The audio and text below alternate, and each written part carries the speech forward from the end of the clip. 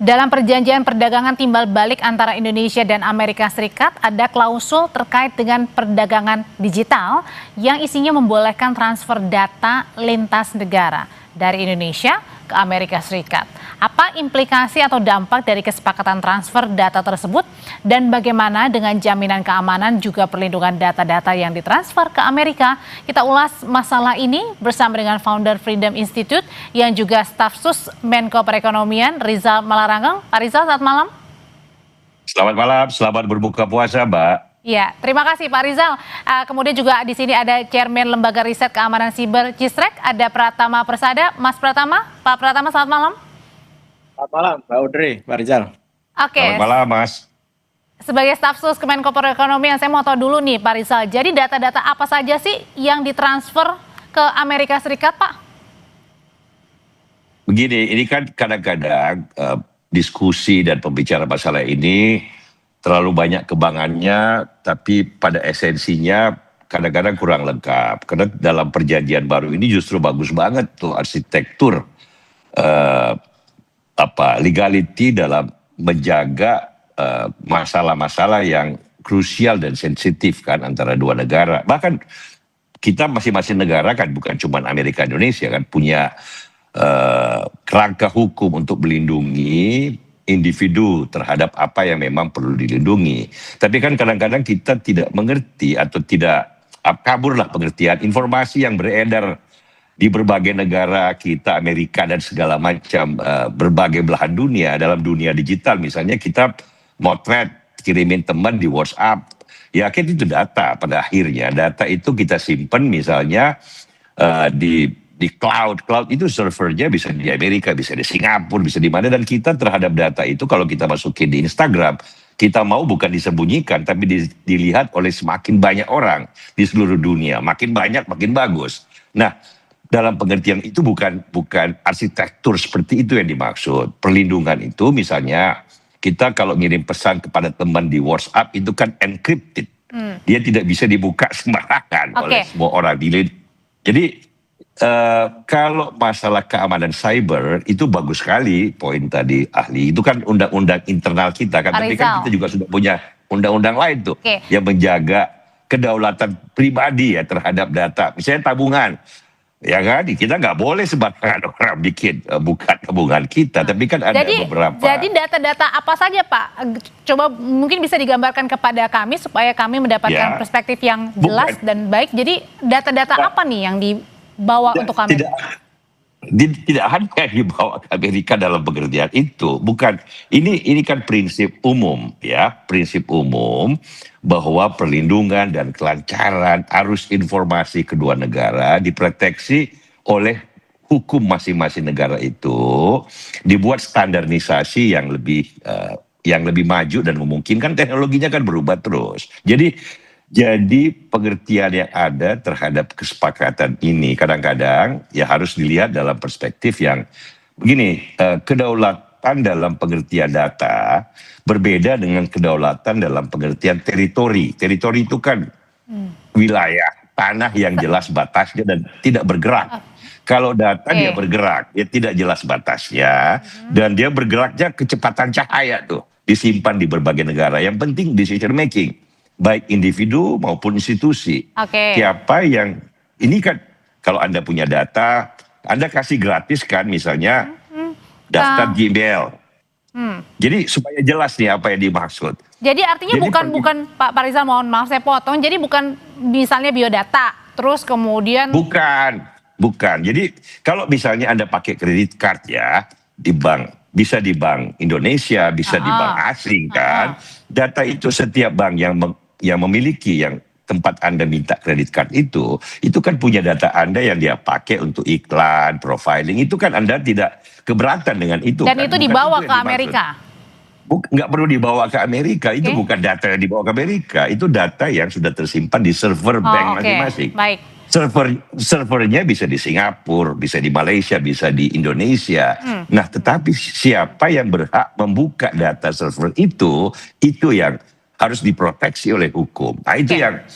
yang penting, bukan tempat dan lokasi informasi tersimpan. Karena itu kan siapa yang tahu cloud itu simpan di mana datanya, bisa di Finlandia, bisa di Amerika, bisa di Makassar. Itu kan Oke, saya mau ke teknologi. teknologi. Oke, saya mau tanya ke Pak Mas Pratama kalau gitu. Mas Pratama, saya masih kurang paham begitu ya. Sebenarnya apa-apa saja. Tapi kalau dari pemahaman Mas Pratama sendiri, apa sih data-data yang ditransfer di Amerika dan cukup seriuskah kalau data-data kita ini dibawa ke Amerika? Kita udah baca tuh agreement between the United States of America and Republic of Indonesia on reciprocal trade ya. Di artikel 3.2b gitu, facilitation of digital trades gitu, itu apa namanya disepakati itu bahwa nanti akan ada pemerintah kita harus memastikan data transfer gitu, transfer data dari Indonesia. Ya. Yang dimaksud di sini data pribadi sebenarnya ya gitu. Secara elektronik lintas batas itu harus trusted untuk kepentingan bisnis. Tadi Pak Rizal sudah menyampaikan sebenarnya ada bagusnya juga gitu. Kenapa? Karena memang di sini dibutuhkan kepastian hukum gitu. Nah, di Indonesia saya tidak setuju dengan yang pertama tadi dibilang kita kurang apa namanya dasar hukum ya. Kita udah banyak nih, kita punya undang-undang nomor 7 tahun 2022 tentang pelindungan data pribadi. Itu yang sebenarnya kalau misalkan kita mau agar pertukaran informasi antara Amerika dengan Indonesia ini bisa berjalan dengan aman, ini harus dilaksanakan dengan baik. Nah, jadi ada masalah adalah undang-undang ini sejak tahun 2022 disahkan 17 Oktober itu sampai harusnya 17 Oktober 2024 diimplementasikan, sampai sekarang belum diimplementasikan. Kenapa? Karena Badan Pelindungan Data Pribadi belum dibentuk oleh Presiden. Oleh karena itu, menurut saya ini wajib hukumnya Pak Presiden segera membentuk Badan Pelindungan Data Pribadi. Kemudian di artikel 2.29 yang ayat 1 itu apa namanya ada kesepakatan tidak boleh memaksa data diproses dalam negeri gitu. Selama otoritas Indonesia memiliki akses regulatory gitu. Artinya kalau misalkan kita nih apa namanya nanti punya Badan Pelindungan Data Pribadi gitu, kita diminta tidak boleh memaksa data-data pribadi masyarakat kita gitu harus disimpan di dalam negeri. Misalkan perusahaan Amerika nih, misalkan Amazon atau misalkan Google atau Apple gitu. Kalau di Cina kan misalkan mereka wajib untuk naruh servernya di Cina gitu. Nah, kalau kita itu nggak boleh tuh memaksa mereka harus menaruh servernya di Indonesia gitu. Tetapi bagusnya adalah harus ada reciprocal security, keamanan yang setara gitu. Tujuannya untuk apa sih Mas Pratama?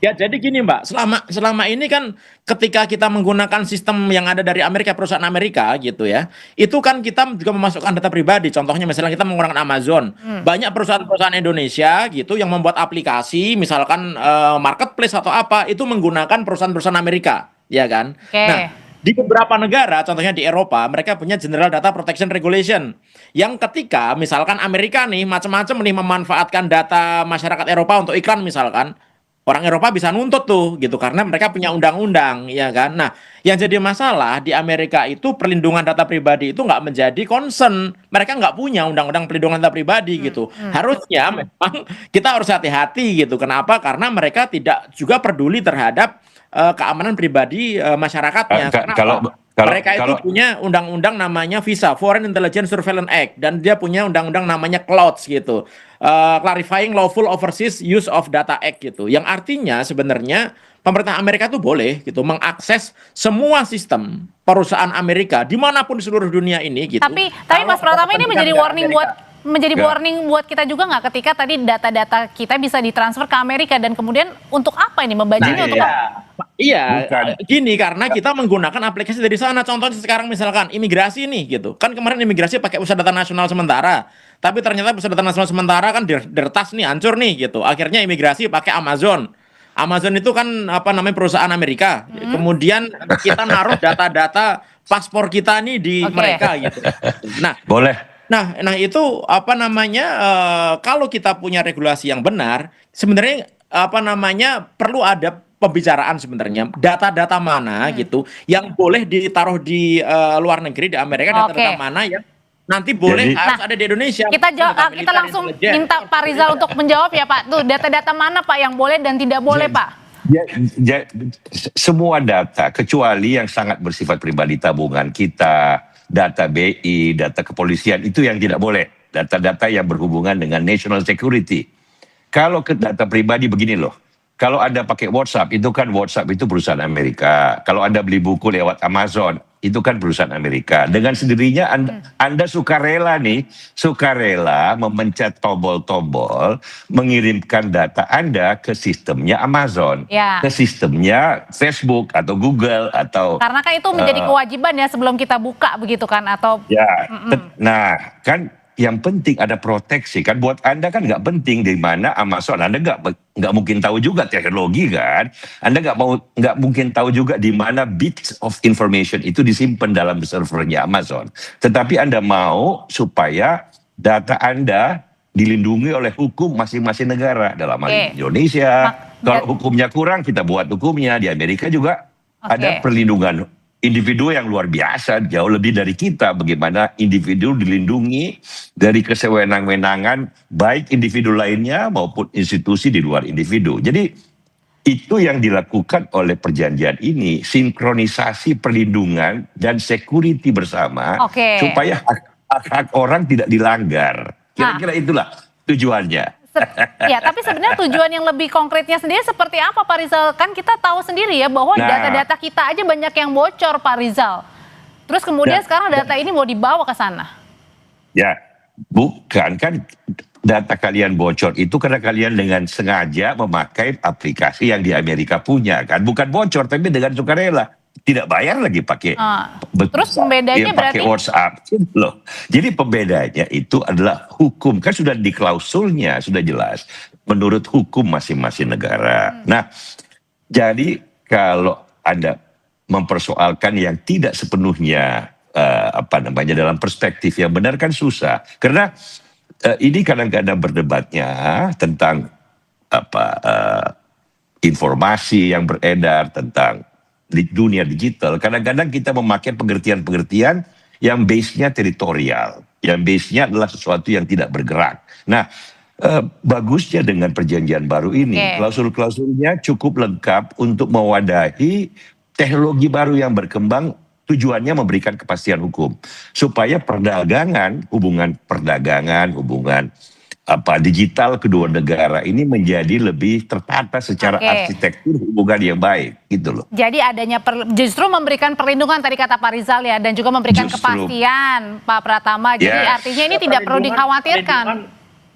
Ya gini, kalau kita terima mentah-mentah saja ya kita harus khawatir menurut saya. Kenapa? Karena di negara kita belum mengerti nih data-data apa nih yang secara prinsip data sovereignty harus kita amankan. Tadi Pak Rizal udah bilang nih, data finansial sistemik itu memang harus kita amankan. Data kesehatan harus kita amankan, data biometrik, data kependudukan itu harus kita amankan kan. Kemudian kita harus juga harus mikir, kita harus mengklasifikasikan data-data yang mana boleh lintas batas gitu, data-data umum, orang daftar dan lain-lain tadi, mana data-data sensitif dengan syarat-syarat tertentu, atau mana data strategis nasional yang itu wajib di lokal, data militer, data penegak hukum dan lain-lain. Termasuk juga reciprocal safeguard clause gitu. Artinya kalau Amerika itu nanti karena mereka punya hukum boleh ngakses gitu data-data mereka, kita juga harusnya punya hak yang sama lah gitu. Kan? Ini kan reciprocal. Jadi memang kita dan Amerika ini sejajar sama. Kita membuat arsitektur kepastian bersama menurut hukum masing-masing, kan sudah dikatakan dalam klausulnya. Jadi artinya tergantung kita. Pak Rizal, jadi artinya ketika kita bisa memberikan transfer data ke Amerika, kita juga bisa meminta data-data warga negara. Nggak ada yang meminta, mereka juga tidak meminta kok. Yang sudah terjadi, kita berikan kerangka kepastian hukum. Kalau kita pesan buku di Amazon, data kita jangan sembarangan loh. Di Amerika ini karena kalau servernya di Texas, jangan sembarangan dibuka orang, ada kerangka hukumnya. Tapi, itu sebenarnya gini sih, pemerintah Amerika itu dengan undang-undang clause dan visa gitu ya. Sebenarnya mereka nggak peduli juga selama perusahaan itu dimiliki oleh perusahaan Amerika, dia mau hostingnya mau di negara manapun gitu dalam jangkauan wilayah hukum Amerika, mereka bisa. Itu yang pertama.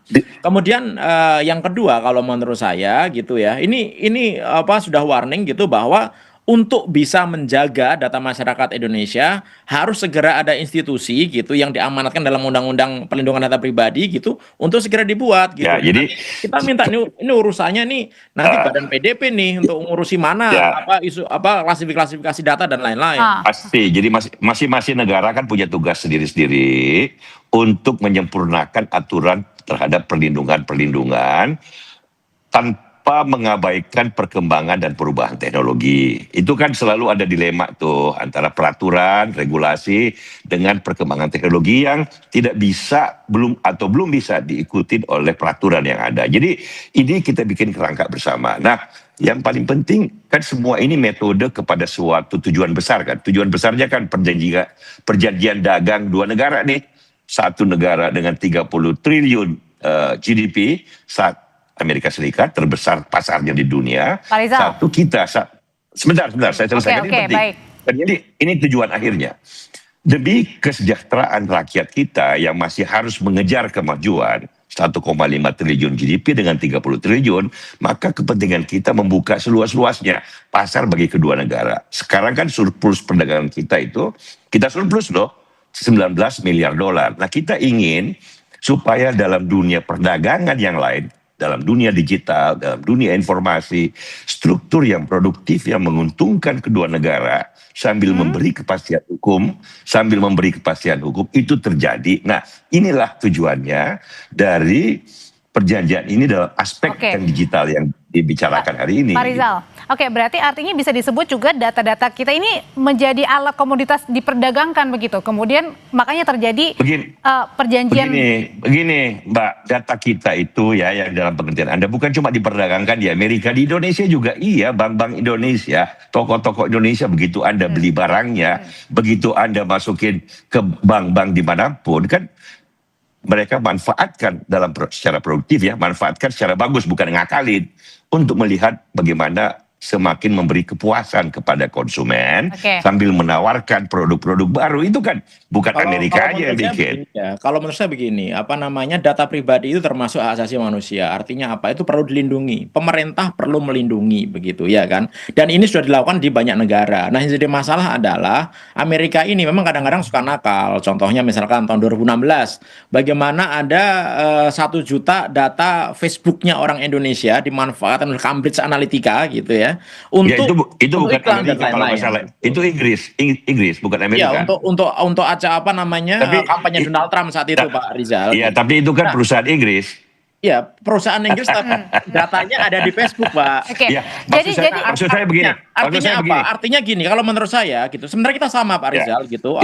Bahwa kita ini perlu melindungi data pribadi masyarakat kita. Gitu. Karena bagaimanapun juga ternyata sekarang ini banyak scam, banyak penipuan, banyak kerugian itu gara-gara datanya bocor gitu. Nah, sampai saat ini tidak ada satupun baik institusi pemerintah ataupun institusi swasta gitu ya, yang kedapatan membuat datanya itu bocor dan kelalaian, itu dikasih sanksi. Mas Pratama, sama sekali. Gitu. Oke, tapi apakah dengan adanya transfer data ini yang dibilang tadi katanya adalah sebenarnya gunanya adalah untuk melindungi data-data kita, apakah kemudian ada jaminan juga ketika data-data ini ditransfer ke Amerika Serikat, maka data kita bisa terlindungi, bisa aman dari scamming dan lain-lain ini, data kita bocor? Ya, ada dua macam. Yang pertama adalah data misalkan kita sebagai konsumen ya, kita konsumen misalnya tadi Pak Rizal bilang Amazon gitu. Nah, ketika kita menjadi konsumen artinya ya pengamanannya kita gantungkan kepada si Amazon itu.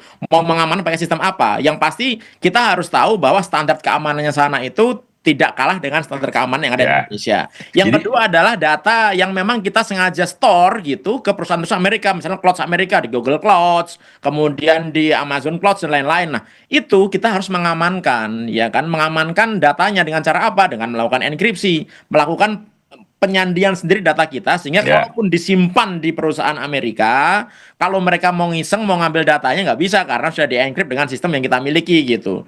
Jadi memang ada beberapa hal yang bisa kita lakukan, Mbak, gitu. Saya setuju dengan Pak Pratama, poinnya bagus sekali. Yang penting catatannya adalah bahwa kalau memang kecurangan, kan kecurangan itu dilakukan bukan hanya orang di Amerika, di Indonesia juga, di Malaysia juga, di Singapura juga, itu umum lah. Kita tahu bahwa kita harus memproteksi dari kecurangan. Nah, poin yang paling penting adalah Pak Pratama bagus sekali berkata bahwa look, kalau Anda pakai Amazon dan Anda suka rela mengirimkan data Anda ke Amazon. Kalau Anda pakai WhatsApp gratis lagi, sukarela Anda. Makanya di WhatsApp itu kan Anda lihat bagian paling atas encrypted, ya.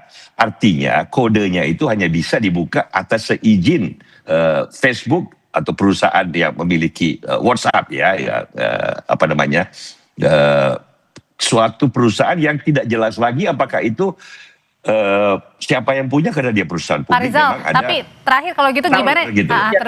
Berarti apa Tapi bukan jaminannya, Pak? berarti- Tapi bukan berarti bahwa data kita itu boleh dimanfaatkan secara bebas oleh mereka ya, tapi ya gitu. Nggak boleh. Itu nggak boleh itu. Dan kalau Karena gini, perusahaan Amerika itu banyak yang didenda habis-habisan oleh Eropa gitu. Contohnya kemarin Meta didenda 400 juta US dollar gitu, gara-gara data masyarakat Eropa gitu di Facebook gitu ada yang digunakan untuk pengiriman iklan dan lain-lain. Itu Oke, singkat, poin Pak yang Rizal. bagus. Itu poin yang bagus, bahwa di semua negara termasuk Indonesia dan Amerika ada sistem internal. Jika terjadi penyalahgunaan oleh perusahaan, maka sistem internal itu terbuktikan bisa mendenda, bisa menghukum, dan pada akhirnya konsumen nggak percaya, bisa nggak pakai WhatsApp orang, kalau mereka bisa buka kapan aja gitu loh. Jadi ini selalu ada perimbangannya gitu. Jadi mungkin poin pentingnya dalam diskusi kita adalah pemerintah juga diminta untuk lebih gamblang lagi ya, untuk menggambarkan dan menceritakan sebenarnya apa-apa saja nih data-data yang ditransfer. Sebenarnya lebih ke arah ke implementasi regulasi yang sudah ada gitu. Jadi Undang-Undang Pelindungan Data Pribadi, Undang-Undang Nomor 27 Tahun 2022 itu segera diimplementasikan dengan benar. Sekarang udah terlambat nih. Gitu. Artinya Pak Presiden nanti kalau reshuffle, ya bentuklah lagi nih Badan Pelindungan Data Pribadi. Tugasnya untuk melindungi itu berkaitan dengan Undang-Undang Perlindungan Data Pribadinya berarti ya itu ya. Oke, terima kasih Pak Rizal Malarangeng, terima kasih Pak Pratama Persada, terima kasih Bapak-bapak, selamat malam. Thank you.